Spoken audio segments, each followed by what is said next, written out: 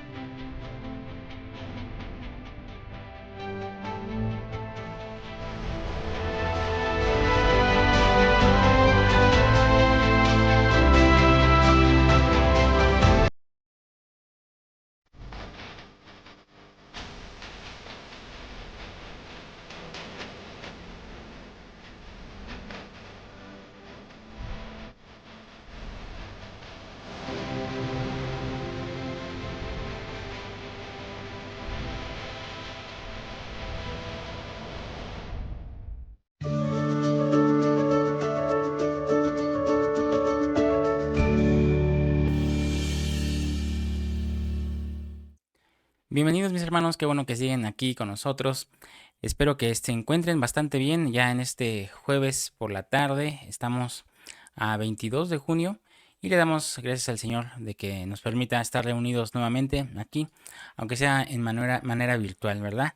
Le damos gracias a Dios que nos da las herramientas. Si usted aún no se suscribe, hermano, lo invito a que se suscriba, es completamente gratis. Ahí usted puede dejar su like, activar la campanita para que le lleguen todas las notificaciones. Si usted tiene alguna duda, alguna reclamación o alguna aportación, lo puede hacer a este correo electrónico sablevision.yt@gmail.com. Ahí con mucho gusto, mis hermanos, lo podemos atender. Pues, ¿qué les parece si vamos iniciando? Saludos a todos los que van llegando. El tema que vamos a ver el día de hoy es la fe que edifica. Estamos en 1 de Timoteo, parte 4, pero estamos dentro de una miniserie aquí en Timoteo de las 18 veces que se menciona la palabra fe. Hoy vamos a ver la segunda, que es esta fe que edifica. Así que póngase cómodo, saque su Biblia, vamos a iniciar. ¿Está bien? Acompáñeme a 1 de Timoteo 1:1. Pablo, apóstol de Jesucristo por mandato de Dios nuestro Salvador y del Señor Jesucristo, nuestra esperanza, a Timoteo, verdadero hijo en la fe, gracia y misericordia y paz de Dios nuestro Padre y de Cristo nuestro Señor. Como te rogué que te quedases en Éfeso cuando fui a Macedonia para que mandases a algunos que no enseñen diferente doctrina, ni presten atención a fábulas y genealogías interminables que carrean disputas más bien que edificación de Dios, que es por fe. Así te encargo ahora. Estamos estudiando, mis hermanos, para los que están llegando, la primera epístola del apóstol Pablo a Timoteo. Hemos comenzado a estudiar la semana pasada de esta miniserie dentro de Timoteo y ha salido un rema, una palabra revelada muy edificante, muy maravillosa, y es que nos acerquemos, hermano, a nuestro Señor Jesucristo. Estamos acercándonos, está muy cerca ya el establecimiento de un nuevo orden mundial. En Apocalipsis 13 encontramos dos bestias. Una es la bestia política y la otra es la bestia religiosa. Y la primera bestia, la política, la encontramos en Apocalipsis 13 del 1 al 10. Usted lo va a ir a leer en su casita. Y habla de un personaje político sobre el mundo. Entonces, el nuevo orden mundial o el sistema del anticristo primero va a empezar con movimientos en la política. Por eso es muy importante, hermano, que si usted ama al Señor y ama su palabra, no se meta a la política porque eso es meterse al orden del anticristo. Ahí se lo dejo de usted, usted decidirá. Pero ahora que se acercan aquí en México elecciones, muchos se meten a la política como si fuera un deporte y defienden a sus partidos políticos como si fueran familiares. Y hermano, usted no se debe meter tanto a la política, más bien métase a la palabra del Señor. Eso sí edifica, eso sí conviene. En Apocalipsis 13 del 10 al 18 habla de la segunda bestia. Y esta, hermano, es una bestia religiosa, que es el falso profeta. Entonces, vemos cómo el sistema del anticristo va a empezar estableciendo sobre dos columnas, se va a establecer sobre dos columnas. Una es la columna política y la otra es la columna religiosa. Pero estas dos columnas, hermano, se van a unir. Y cada vez vemos nosotros cómo la política y la religión se empiezan a unir, y viceversa, la política con la religión y la religión con la política. Y comenzamos, hermano, a ver los inicios de la religión dirigida por la política. Como lo vemos en Daniel 3, si usted se perdió este tema, ya estuvimos hablando acerca de Daniel, estuvimos estudiando las llaves proféticas de Daniel. Si usted se lo perdió, vaya ahí en la lista de reproducción aquí en Sablevisión y busque las llaves proféticas de Daniel. Ahí está muy interesante. También está en formato podcast. Si usted lo quiere escuchar, vaya ahí a la lista de reproducción o a la lista de podcast y ahí encuentre las llaves proféticas de Daniel. Yo sé que va a ser de mucha edificación. Si es que no lo ha escuchado y ya los que ya estuvieron en el estudio, pues sabrán, ¿verdad? Más a grandes rasgos de lo que hablamos. Entonces aquí en Daniel se narra que había un rey llamado Nabucodonosor. Y este rey era el que regía la adoración. Levantó una estatua, hermano, y esa estatua tenía que ser adorada al sonido de los instrumentos. Entonces, en el último tiempo, la política y la religión se van a unir. Y la política va a querer definir hasta dónde va a poder adorar la iglesia y hasta dónde va a poder llegar la iglesia y hasta dónde no. Fíjese, hermano, cómo es de delicado. Obviamente, la verdadera iglesia pues se va a resistir, ¿verdad? Porque la verdadera iglesia nunca va a ser gobernada por hombres, sino por Cristo a través del Espíritu Santo. Amén. Es por eso que la salida de la verdadera iglesia, que desde mi óptica, hermano, la verdadera iglesia es la novia. ¿Por qué digo esto? Porque la cosecha y el rebusco se van a quedar solamente para ser parte del reino. La única que va a entrar al reino a heredarlo va a ser la novia. Entonces, yo podría decir que la verdadera iglesia solo es la novia. El resto es cosecha y rebusco y dejan de ser iglesia. Ya no son parte de este cuerpo de Cristo, sino que se forman una parte del reino nada más. Quiere decir, y esto es exposición, hermano, no es imposición, no es doctrina, pero a mi forma de ver, yo siento que la verdadera iglesia es la novia. Quiere decir que la verdadera iglesia, hermano, es la primicia. Y esta primicia tiene que salir de la tierra. Amén. Tiene que ser sacada de este sistema que viene. Porque este sistema va a tener 6 dígitos. Fíjese. Acompáñeme a Apocalipsis 13, 18. Más bien 3 dígitos. Apocalipsis 13, 18. Aquí hay sabiduría. El que tiene entendimiento cuente el número de la bestia, pues es número de hombre. Y su número es 666. Aquí están los 3 dígitos, 666. Dice que el número de la bestia es número de hombre. Amén. Y esto nos habla de que la religión del anticristo va a ser el humanismo. El humanismo va a ser la nueva religión del anticristo que va a ser gobernada por la política. El hombre salvando al hombre. Eso es el humanismo, hermano. Los principios del hombre, los derechos del hombre. Este sistema, hermano, va a terminar elevando al hombre a tal nivel que el hombre le va a poder decir a Dios, no estoy de acuerdo contigo y me quedo con mi opinión y la tuya no me interesa. Y por ejemplo, hermano, la ideología de género, donde el hombre decide no estar de acuerdo con el género que Dios lo creó. Ahora ya cualquiera puede decidir, si es hombre, decir, yo no me siento hombre, quiero ser mujer, o viceversa. Y peor aún, pueden decir, yo no quiero ser humano, yo quiero ser un perro, yo quiero ser un gato, yo quiero ser un mueble.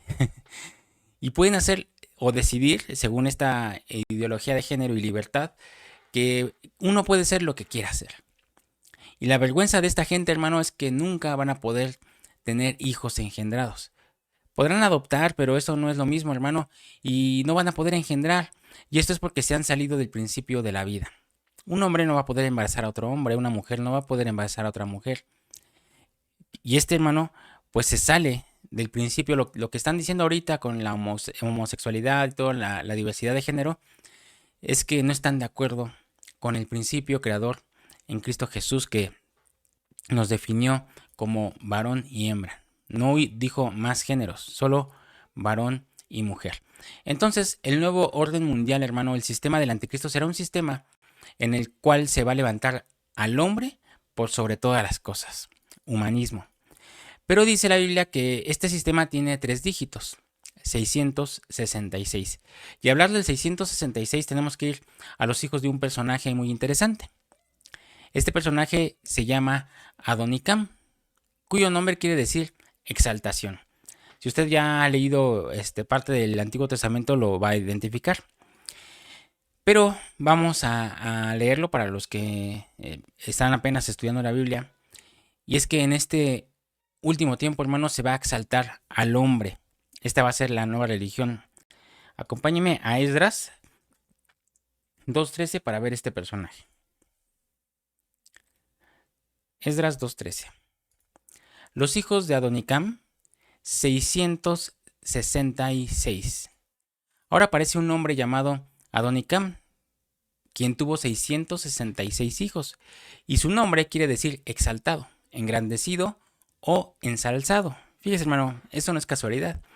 Entonces, una de las cosas que va a pasar es que el hombre se va a exaltar a sí mismo y va a querer ser como Dios. Pero lo interesante es que Adonicam en hebreo significa Señor de la Resurrección.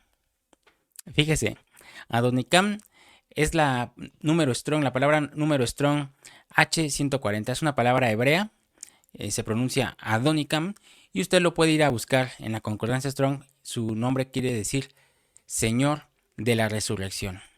Así que lo que va a hacer Adonicam es traer una falsa resurrección. Y eso lo vemos en Apocalipsis 13.3. Acompáñeme a Apocalipsis 13.3. Estamos apenas en la introducción, hermano.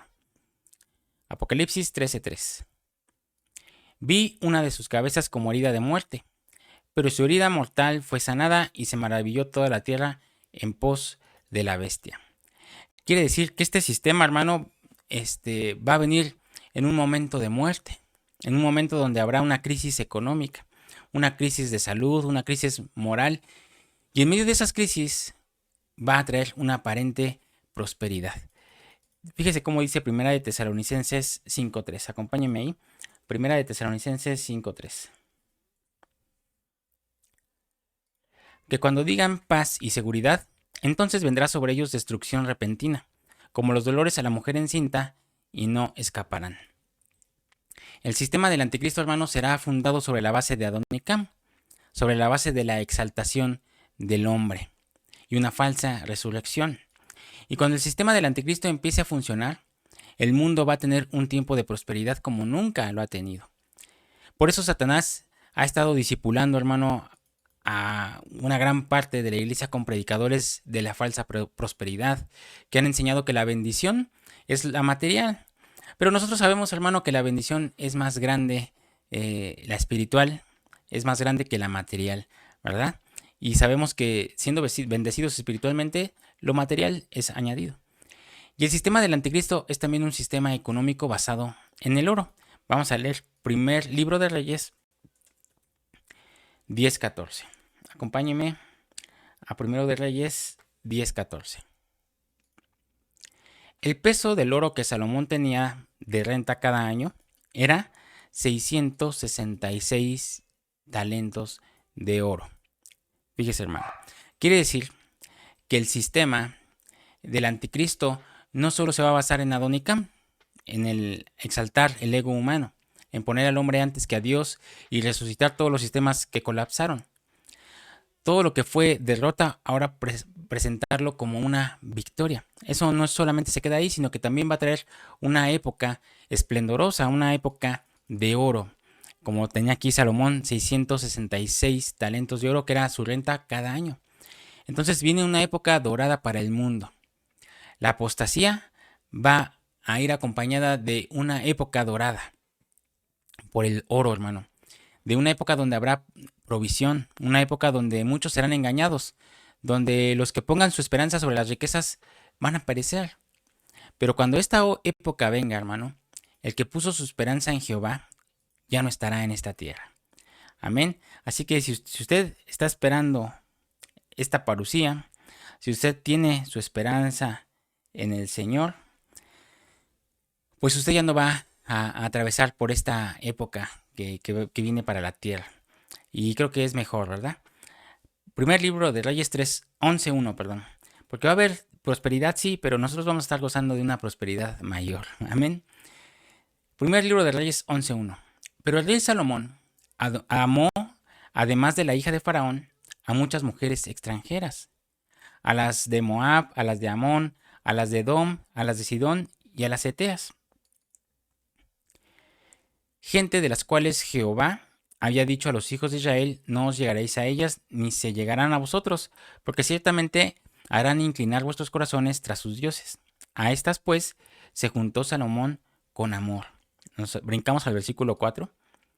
Y cuando Salomón era ya viejo, sus mujeres inclinaron su corazón tras dioses ajenos, y su corazón no era perfecto con Jehová su Dios, como el corazón de su padre David. Fíjese, mi hermano. Vea cómo este rey Salomón apostató cuando recibía los 666 ciclos de oro. Cuando el 666 entró en Salomón y él dejó de amar a Dios y dejó de amar la palabra, allí, hermano, fue su caída. Lo tremendo de este sistema es que este sistema ya comenzó. Y no lo digo yo, hermano, esto lo dice el apóstol Pablo en Tesalonicenses. Ya lo leímos varias veces, pero vamos a volver a leer. Segunda de Tesalonicenses 2:7. Porque ya está en acción el misterio de la iniquidad. Solo que hay quien al presente lo detiene, hasta que él a su vez se ha quitado de en medio. El sistema, hermano, ya está, pero el Espíritu Santo y la amada lo detienen. Amén. El 666 ya está. Y el 666, hermano, no necesariamente es una marca física, aunque sí habrá una marca física. Y el mundo ya está siendo discipulado para tener esa marca. Usted recuerda en la época de pandemia, usted quería entrar a un centro comercial, ¿qué tenía que poner en los aparatitos que medían la temperatura? No sé si en sus países, pero aquí en México, en las entradas de cualquier establecimiento cerrado, había un aparatito que leía la temperatura en la frente o en la mano. Entonces uno no podía comprar, uno no podía vender si no tenía ese aparatito y podía verificar que la temperatura de los clientes fuera la adecuada. Y ya no era algo extraño. Al principio muchos se quejaban, ¿no? De que, ay, ¿cómo voy a estar formándome para que me midan la temperatura? Eso es decían que dañaban la mente y que el cerebro daba cáncer y que no sé qué tantas cosas. Pero al final todos terminaron cediendo a este discipulado intensivo de saber que si usted quiere comprar, si usted quería vender, tenía que mostrar la frente o mostrar la mano para que le tomaran la temperatura. Y eso, hermano, es ¿cómo decirlo? Disimuladamente, un discipulado a todos aquellos que se van a quedar y se van a estar familiarizando con esto. Después van a tener un chip, van a tener una marca donde ustedes puedan también ya sin dinero. Ya se está formalizando el dinero electrónico, ya cada vez se usa menos el dinero físico.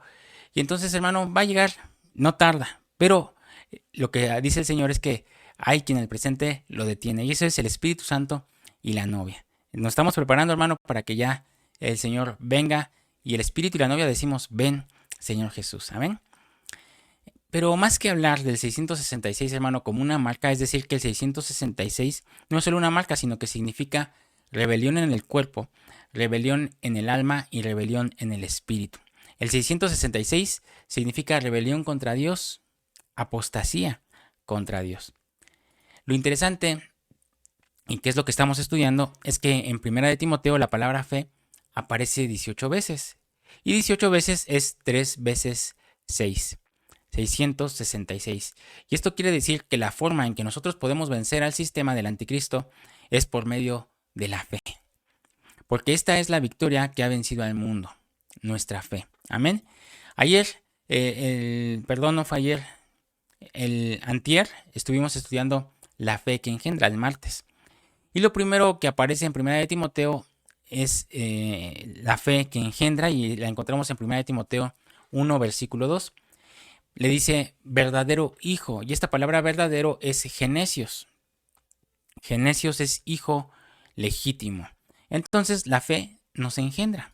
Cuando tenemos fe, sabemos que somos hijos de Dios. Amén. Ahora sí vamos a entrar a la segunda vez que se menciona la fe. Para eso acompáñeme a 1 de Timoteo 1:4. Ni presten atención a fábulas y genealogías interminables que acarrean disputas más bien que edificación de Dios, que es por fe. Así te encargo ahora. Entonces, fíjese cómo dice aquí. Edificación de Dios que es por fe. Entonces la fe edifica. Amén. Y nosotros necesitamos ser edificados. Pero ¿cómo es que vamos a ser edificados? Pues la Biblia nos enseña, hermano, muchas cosas con respecto a la edificación. Vamos a leer este primer versículo en 1 de Corintios 8:1. 1 de Corintios 8:1.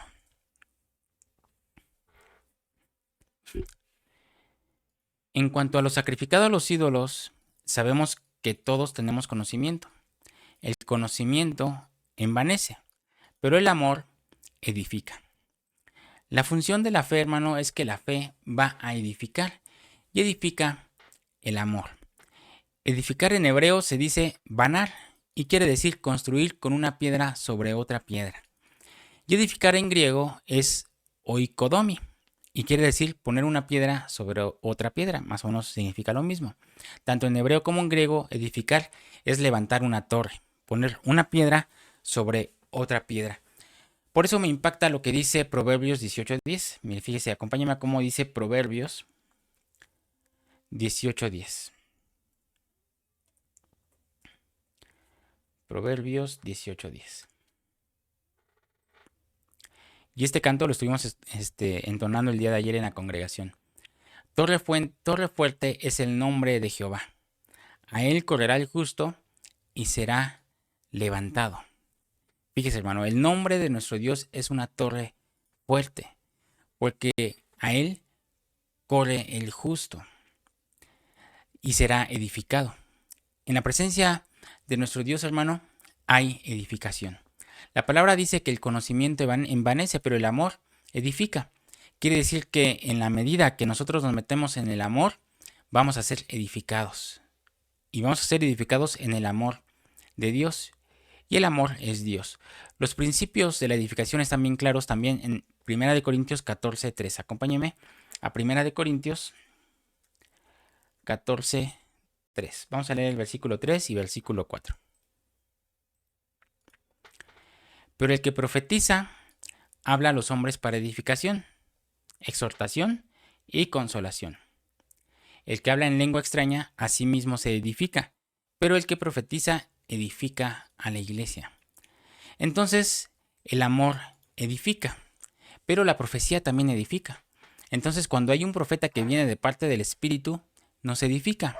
La Biblia enseña que la edificación se da en medio de la congregación. Por eso es tan importante, hermano, congregarnos.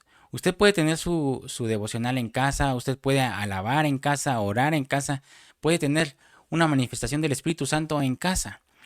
Pero es bien importante, hermano, el congregarnos, porque en la congregación es que se da la edificación. Nos podemos edificar solamente estando en la congregación, reunidos 2 o 3, en unánimes y en armonía. Amén. Acompáñeme a Romanos 14:19. Por eso, hermano, no deje de congregarse como muchos tienen por costumbre.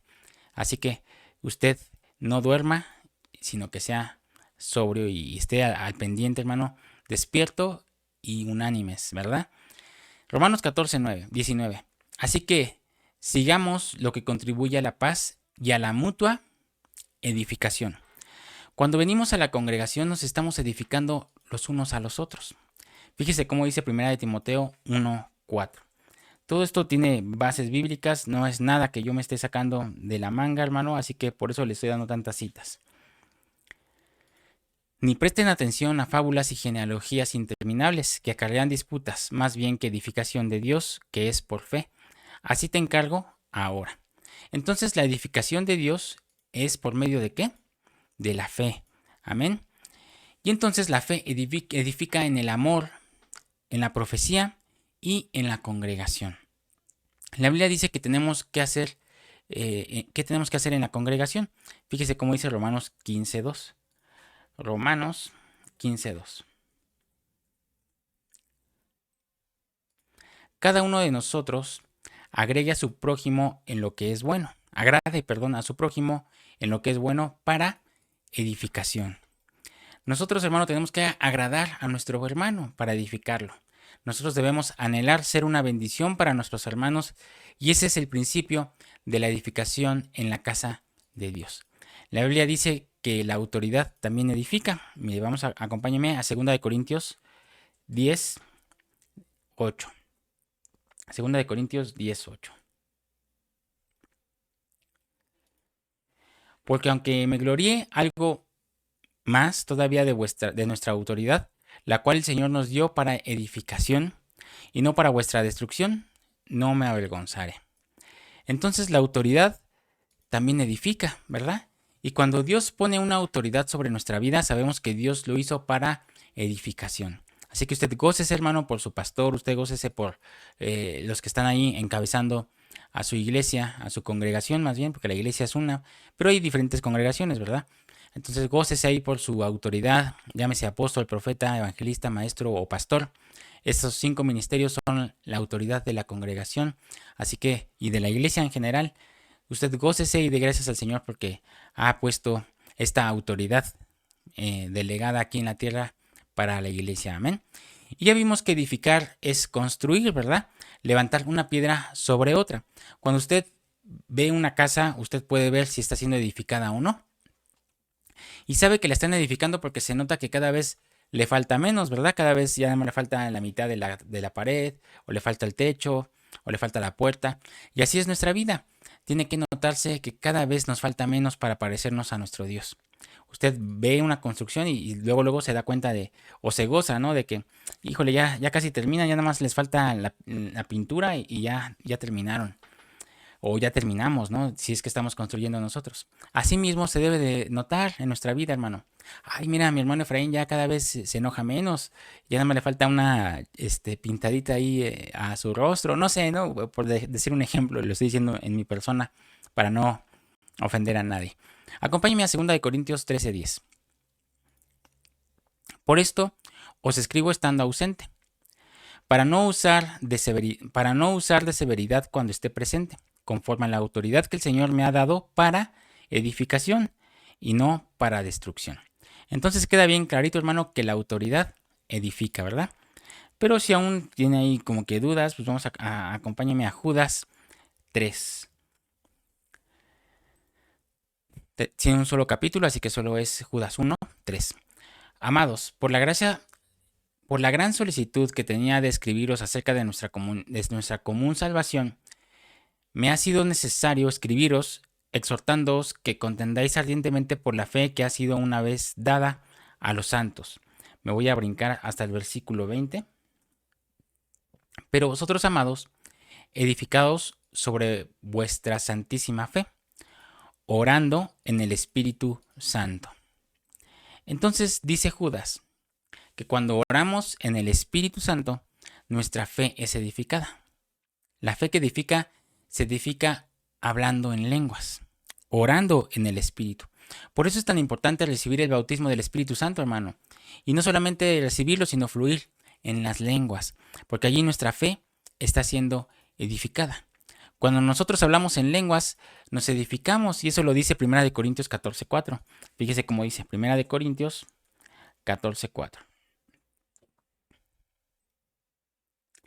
El que habla en lengua extraña, a sí mismo se edifica, pero el que profetiza, edifica a la iglesia.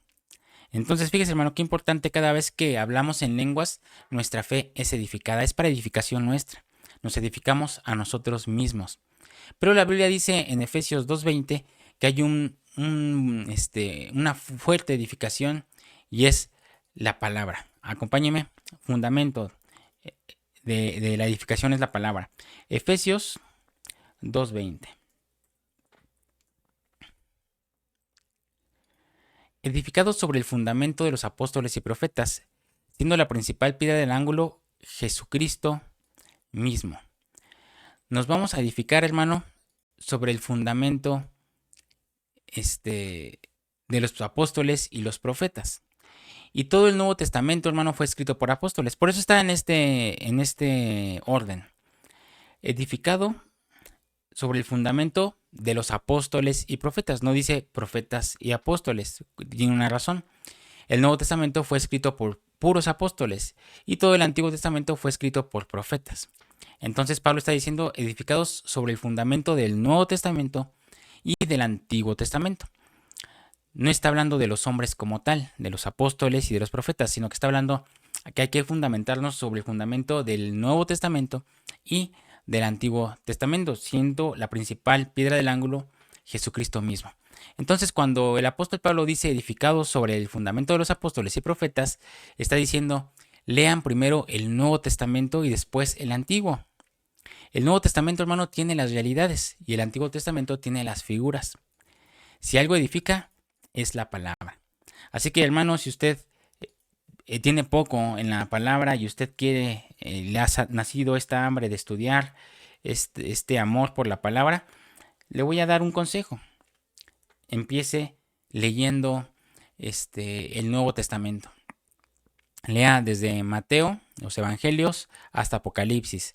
Y después de que termine de leer el Nuevo Testamento, ahora sí, vaya a estudiar el Antiguo Testamento. Va a ser mucho más fluido y va a entender mejor porque todo el Antiguo Testamento está lleno de figuras. Pero en el Nuevo Testamento está el cumplimiento. Así que usted ya va a entender mejor el Antiguo Testamento si lee primero el Nuevo. Amén. Proverbios 18:10, acompáñeme. Torre fuerte es el nombre de Jehová. A él correrá el justo y será levantado, edificado. Entonces, entre más edificados estemos, mejor vemos el mundo espiritual. Si usted no puede orar más de 5 minutos o adorar más de 2 canciones, hermano, o alabar con más de 3 cantos, es porque usted no ha sido edificado. Fuerte, hermano, pero es como es. Por eso me impacta que el apóstol Pablo le dijo a Timoteo que la fe edifica. Porque en la medida que nos dejemos edificar, podremos edificar. Nadie que no ha sido edificado puede edificar a alguien más. Fíjese cómo dice Efesios 4:11. Efesios 4:11. Y él mismo constituyó a unos apóstoles, a otros profetas, a otros evangelistas y a otros pastores y maestros, a fin de perfeccionar a los santos para la obra del ministerio, para la edificación del cuerpo de Cristo. Entonces, ¿quién puede edificar? El que se dejó perfeccionar. Y mire cómo es que podemos edificar. Acompáñeme al primer libro de Samuel, 17:37.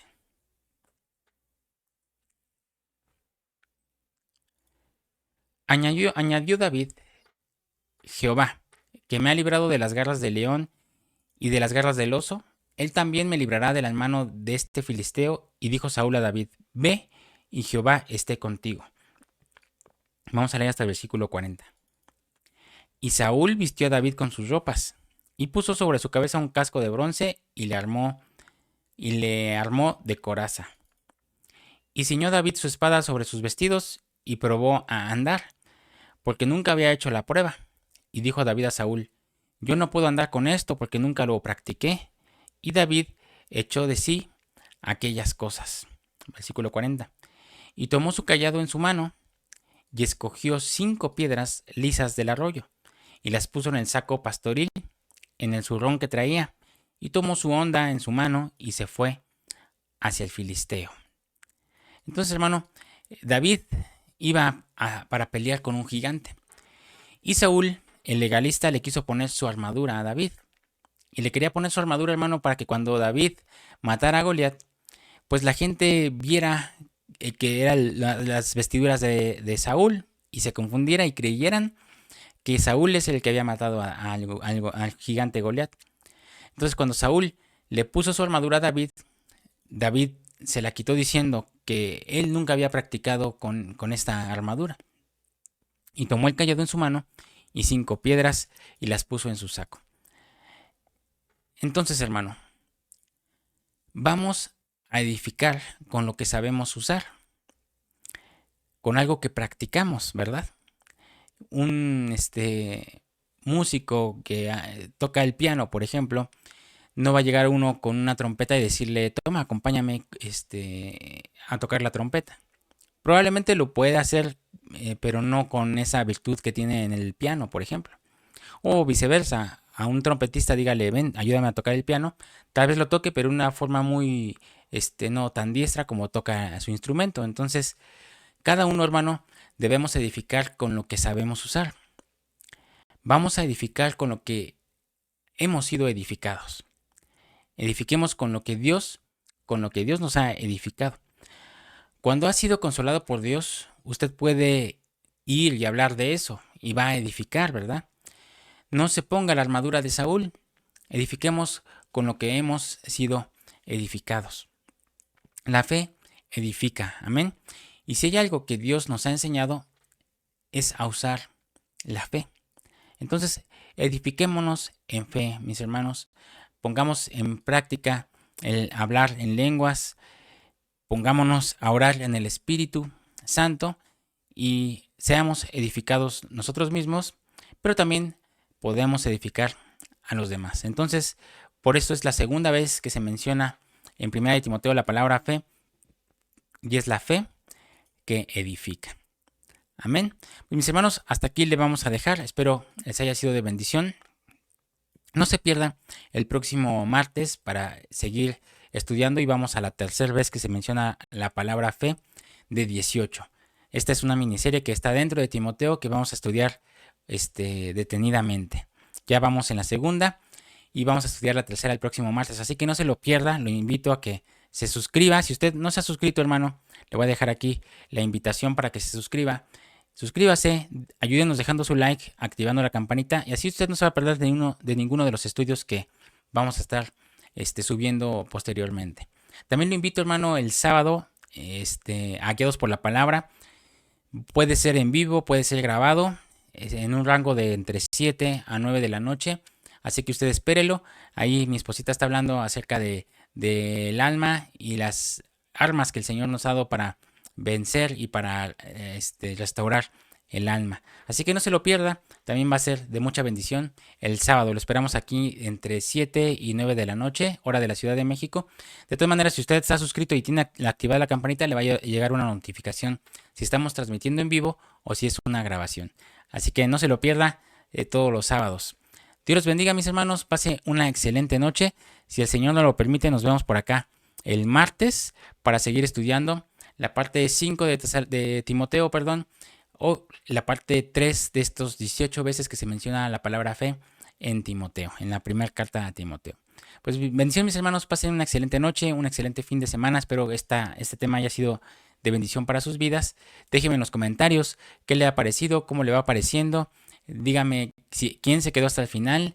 Los que no escriben, díganos cómo se llaman, de dónde nos ven. Nos gustaría saber de usted, a todos los nuevos, y para poderlos unir a nuestras oraciones. Estamos siempre reuniéndonos por la mañana en oración, en casa de oración, y ahí podemos también incluirlos a ustedes en nuestras oraciones. Así que no tenga pena, ponga aquí su nombre, de dónde nos ve. Nos va a dar mucho gusto saber de usted. Pues mis hermanos, me despido. Les dejo este circulito para que se suscriban y este recuadro para que vean la lista de reproducción. Nos vemos la siguiente semana. Bendiciones.